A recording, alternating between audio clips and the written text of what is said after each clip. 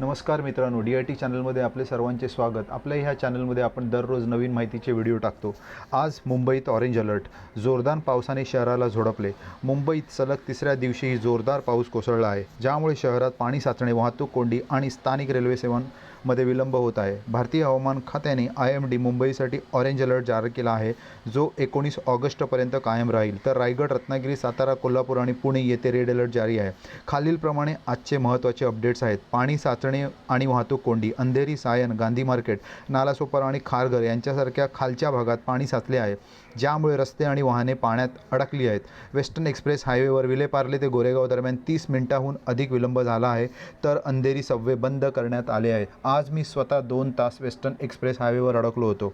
Sion circle, Kurla आणि दहिसर येथील रस्त्यांवर वाहतूक ठप्प झाली आहे आणि मुंबई ट्रॅफिक पोलिसांनी गोखले ब्रिज मार्गे वाहने वळवली आहेत। रेल्वे आणि विमानसेवा, सेंट्रल आणि हार्बर सेवांमध्ये सुमारे 10 मिनिटांचा विलंब झाला आहे, कारण CST आणि वडाळा यांसारख्या स्थानकांवर पाणी साचले आहे। वेस्टर्न रेल्वेने दादर येथे हाय कॅपॅसिटी पंप तैनात केले आहेत, परंतु सलग 1 ते 3 तास पाऊस पडल्याने रेल्वे वाहतूक खंडित होऊ शकते। इंडिगो एअर आणि एअर इंडिया यांनी प्रवाशांना विमानतळावर लवकर पोहोचण्याचा सल्ला दिला आहे, कारण रस्त्यावरील पाणी साचल्याने विलंब होऊ शकतो।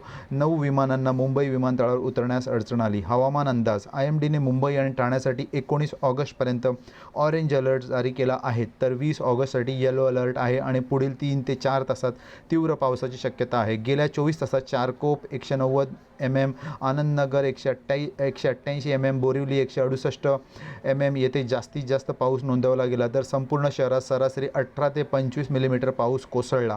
मुंबईत यावर्षी सरासरी वार्षिक पावसाच्या 64% पाऊस झाला आहे आणि पूर्व उपनगरांमध्ये 1534 मिलीमीटर पाऊस नोंदवला गेला आहे। मुंबईच्या 7 तलावांचा पाणी पुरवठा, BMC नुसार मुंबईच्या 7 तलावांमध्ये 91% पाणीसाठा आहे, जे पाणी पुरवण्यासाठी सकारात्मक आहे, परंतु पावसामुळे पूर येण्याचा धोका वाढला आहे। इतर घडामोडीमध्ये शनिवारी विक्रोळीतील पार्कसाईट येथे भूस्खलनामुळे 2 जणांचा मृत्यू झाला आणि 2 जण जखमी। पुण्यातील घाट भागात Tamhini 210 millimetre, Koyna 174 millimetre red alert आहे, त्यामुळे भूस्खलन आणि पूर येण्याचा धोका आहे। सारांश, मुंबईत जोरदार पावसामुळे जनजीवन विस्कळीत झाले आहे। पाणी साचणे, वाहतूक कोंडी आणि विलंब यामुळे अडचणी वाढल्या आहेत। नागरिकांना आवश्यकता नसल्यास प्रवास टाळण्याचा आणि सावधगिरी बाळगण्याचा सल्ला देण्यात आला आहे। पुढील 48 तासात पावसाचा जोर कायम राहण्याची शक्यता आहे। धन्यवाद। न विसरता चॅनलला लाईक, शेअर आणि सबस्क्राईब करा। पुन्हा भेटूया नवीन व्हिडिओमध्ये नवीन विषयासोबत।